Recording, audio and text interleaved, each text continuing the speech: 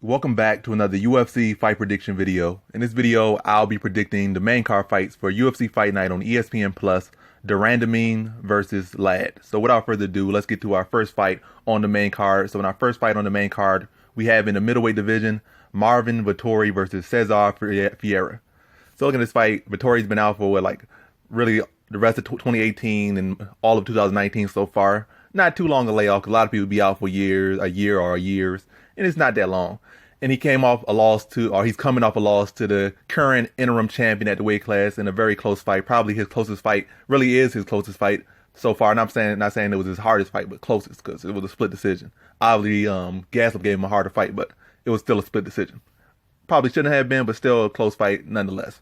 Not a lot of dominance in that fight, but clear show that Adesanya had a cleaner striking. But yeah, looking at Vettori, he's still a big young boy. He's probably about 25, 26, or even younger, probably like 25, 24 really.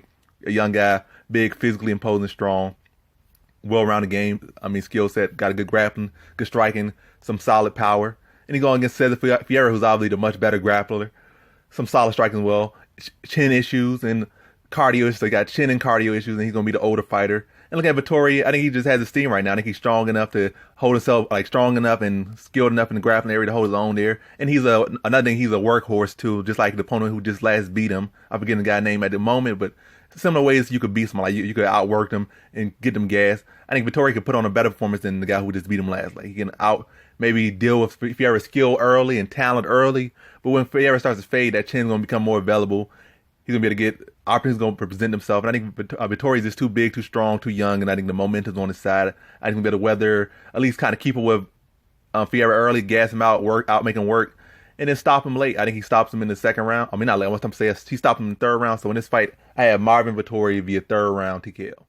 So now on to our next fight we have in the middleweight division, Carl Roberson versus Wellington Turman. So looking at this fight, you got Carl Roberson, a nice young fighter, solid striking, deadly elbows, solid grappling, good submission ability, very opportunistic, solid fighter, good killer instinct, all of that. Wellington Turman, another young fighter, but unlike a lot of these other fighters coming to the UFC young, he has a real wealth of good fighting, good experience. He's not fighting guys that's like 1-2 and 3-4 and 8-7. He's been fighting some killers and he's been winning. I think he only had like one loss, maybe two.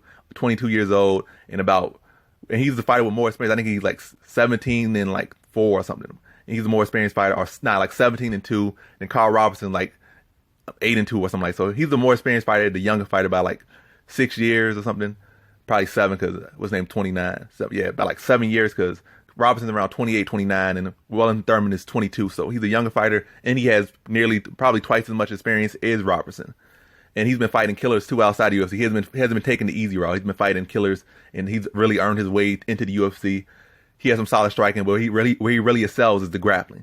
Now looking at Roberson, he's coming off a win over Glover. Not a win. Coming off a loss to Glover Teixeira, where he almost potentially won the fight, or could have won the fight.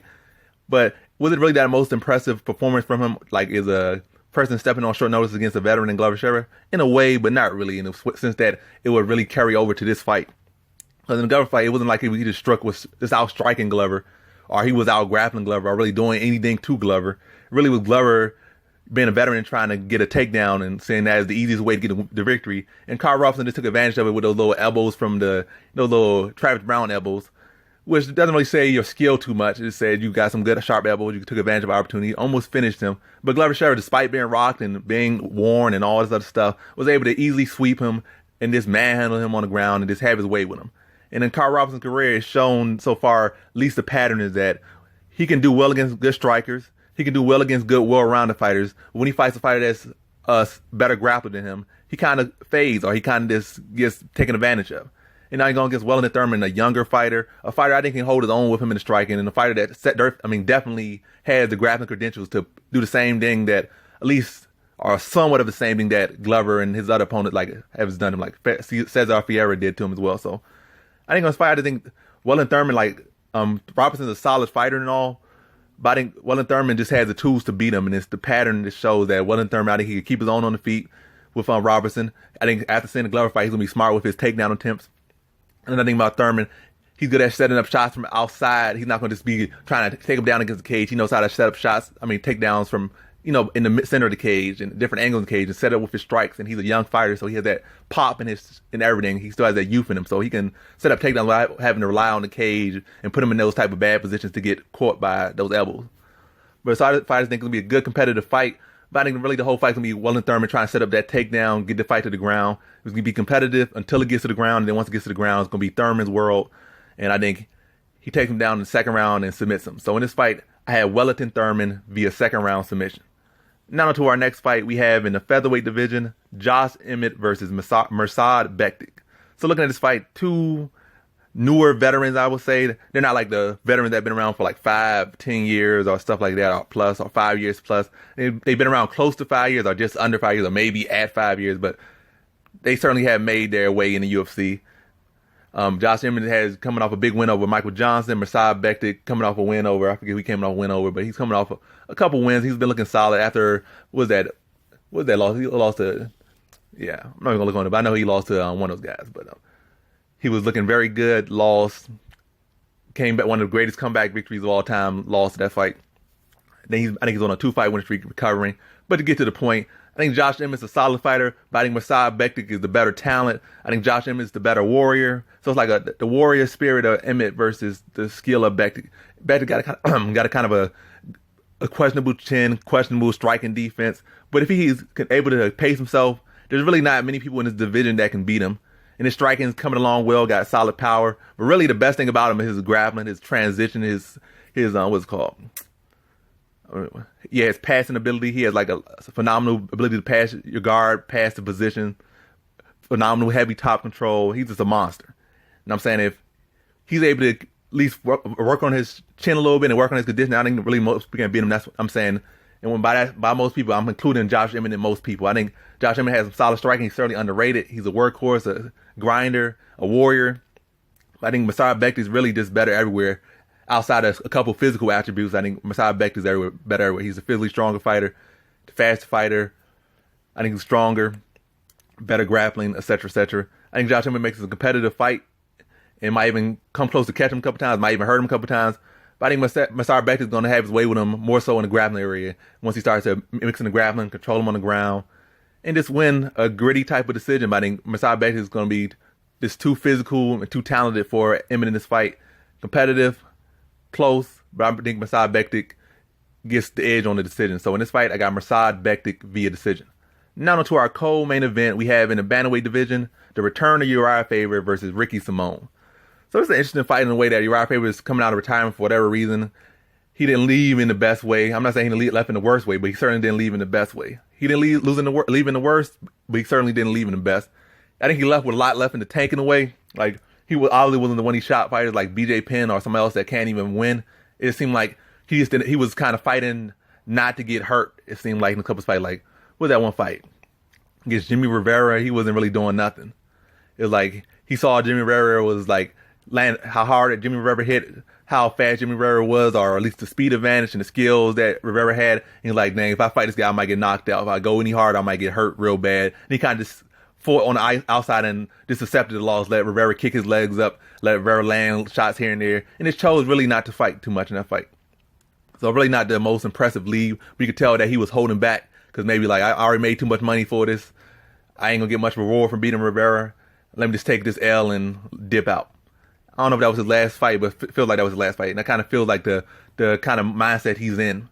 But now look at Ricky Simón. Enough about Uriah Faber. Ricky Simón is a solid fighter. He's a beast, solid boxing, real heavy hands, good grappling awareness.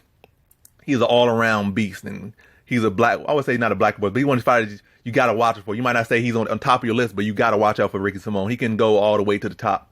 And he has championship potential and he has championship skills. It doesn't matter if he puts it all together. And I think Ricky Simón just been active. He's shown his skills, and I think he's going to be a little bit too fresh for Uriah Faber. Uriah Faber, I don't know what he's going to do. I don't think he can submit him really unless he hurts him. Like, really everything going to rely off Uriah Faber hurt him. He's going to have some veteran tricks. But I think the Ricky Simón being the younger, fresher fighter, being the active fighter, I think that's going to supersede the veteran experience of Uriah Faber. Uriah Faber might have all these tricks and stuff he has. But really, most of Uriah Faber's tricks only work if he can get he can get you respect his take. Like, if he can take you down or at least make you fear his takedown, that's where everything Uriah Faber comes from him. He can get you takedown because most of his shots are like set up from like, oh, he dug down, hit you with an uppercut or something, or dug down, hit you with overhand right because you were worried about a takedown. I don't think Ricky Simone's worried anything about Uriah Faber's grappling or takedown offense. I think he can defend it well. I think he can grapple with Uriah Faber. I'm not saying he's a better grappling Uriah Faber. I'm saying he's not worried about it there. Now they're going to feed no wrestling involved or no fear to take down. I think Ricky Simone's a much better boxer than Uriah Faber ever was. He has power, like a lot, and he has kind of the skill set that gave Uriah Faber issues a lot of times, like that Matt Brown kind of style, or at least similar level, like a guy that's kind of around the same size, big, physical, punching power. And a matter of fact, he's better than Matt Brown, or whatever guy named Matt Brown, the one that beat him in WC. Not Matt Brown, the welterweight, but Matt Brown in WC 145, 35 champion, whatever his name was. But yeah, I think Ricky Simone can cause him issues, defend the takedowns, pick him apart on his feet. And I think Uriah Faber goes back to backpedaling and this beat to a decision. So in this fight, I have Ricky Simone via decision. Now on to our main event we have in the women's bantamweight division, Germaine De Randamie versus Aspen Ladd. So looking at this fight, Randamie is coming off a pretty big win over Raquel Pennington. Not the biggest, but still a big win coming off, at that time, the last woman to challenge Amanda Nunes. And so much has changed even since then. I think Amanda Nunes has got 2 wins since she beat Cyborg and she beat Holly Holm. So that shows you how inactive Randamie has been. She fights like once a year, and this is her one fight for this year. She's about 35, 36, so she's about 10 or 11 years older than Aspen Ladd, so she's an older fighter. I think she's a more experienced fighter. Her striking is probably one of the best in all of women's MMA, probably top 2, top 3. She's a solid fighter, put on a real good striking performance in her last fight. But that's the thing. And also another thing, Germaine De Randamie has showed great takedown defense, but she really has not fought the most grapplers. She fought like Holly Holm. She fought a lot of strikers and a lot of fighters that's kind of well-rounded, but not really, not the most talented fighters as far as grappling-wise. But as far as the talented fighters she fought, they were more so strikers. And Aspen Ladd is a fighter with solid grappling, solid takedown offense. Randamie, I think she has about an 80% takedown defense, and Aspen Ladd has about 80% takedown offense. So it's going to be the unstoppable force versus the immovable object or whatever. But I think really in this case, Aspen Ladd has fought the more well-rounded fighters to prove her skill set, whereas Randamie has really fought no real grapplers that's going to take her down. She fought Amanda Nunes, and Amanda Nunes took her down in like 2 minutes and submitted her like with ease. And that was years back, but Randamie has got better, but I'm feeling like Randamie hasn't really fought anybody since that really is going to put that takedown pressure on her, or that grappling pressure on her, like Aspen Ladd could. And you might say Aspen Ladd's coming off that win over Sijara Eubanks, which wasn't impressive, but you got to realize that Sijara Eubanks is one of the best women grapplers in MMA right now. Solid, decorated black belt, physically strong, very underrated. Her record might not show it. People might not respect her, but what's her name? But Sijara Eubanks is one of the better grapplers in the women's division. You got to respect that. That's why that fight was so hard. And as a matter of fact, overall, Sijara Eubanks is a slept on fighter because she could really been the 125 champion if she could have made weight. So in my opinion, that's who she is. She is the 125 pound champion if she would have made weight, or I rank her that high. And y'all might not rank Nicole Matano that high, but all those people are much more solid than you give them credit for, and they're much more well-rounded fighters. And look at this fight, it's just the younger fighter Aspen Ladd versus the older, more experienced fighter Germaine De Randamie. But Aspen Ladd has that momentum on her side. She's going to keep getting better, and also she's a much more well-rounded fighter. Randamie is more so just a striker with some decent takedown defense and a little bit of moderate level grappling. Whereas Aspen Ladd has solid grappling. Her strike is underrated. You just kind of worry about some of these little newbie mistakes she can make. But other than that, I just feel like in a 5-round fight, it's kind of hard to not see Randamie on the ground at some point. And her grappling areas have a lot of holes. And I think Aspen Ladd can take advantage of all of those holes. I think it's going to be competitive. But I think Aspen Ladd can eventually get her down, maybe weather a couple storms early in the first and second. I think eventually get a takedown late in the second, follow up with the sets early in third, and I think she submits Randamie in third, like early in the third. So in this fight, I have Aspen Ladd via 3rd round submission. And that concludes my fight predictions for the main card of UFC Fight Night on ESPN Plus, De Randamie versus Ladd. And as always, thanks for watching.